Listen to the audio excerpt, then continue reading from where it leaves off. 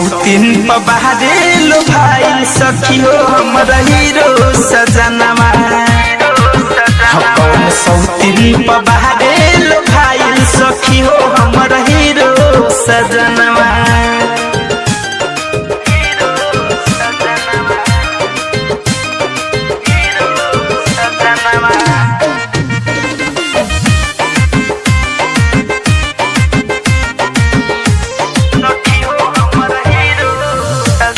सिंगार के हम झमकाई तब पलट के न देखे ए सखी। हाँ हाँ कौन बहाना के घर से निकले सौतिनिया के लेके हम बते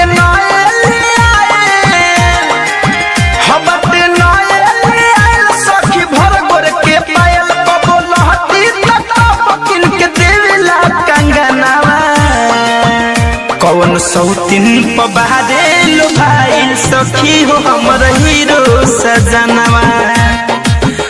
कौन सौतीन पबारे लो भाई सखी हो हमर हीरो सजनवा।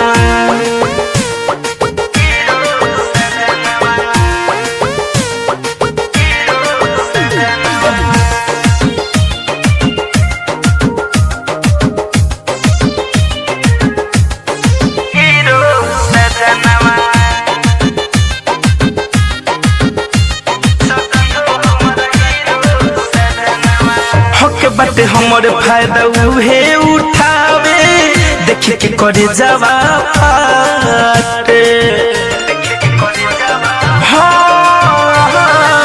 कहल पे धड़कन धनंजय पियावा सिनेमा से नाही साटे। राइटर थारू बुलेट बाट ढेर दिन से सेट फिरोज फैशन के भी न कहिला मनवा। कौन सौतीन पबारे लो भाई सखी हो हमर हीरो सजनवा। कौन सौतीन पबारे लो भाई सखी हो हमर हीरो सजनवा। हमरा लागल पता कहीं जुड़ल बात ना तो करे से माता लेवे हमर रोवे खजनवा। कौन सौतीन पबारे लो भाई सखी हो हमर हीरो सजनवा। कौन सौतीन पबारे लो भाई सखी हो हमर हीरो सजनवा। आरसीएम म्यूजिक न्यू ऐप अभी डाउनलोड कीजिए हमारे गूगल प्ले स्टोर से और पाए भोजपुरी लोकगीतों का एक से बढ़कर एक ऑडियो वीडियो सॉन्ग बिल्कुल मुफ्त।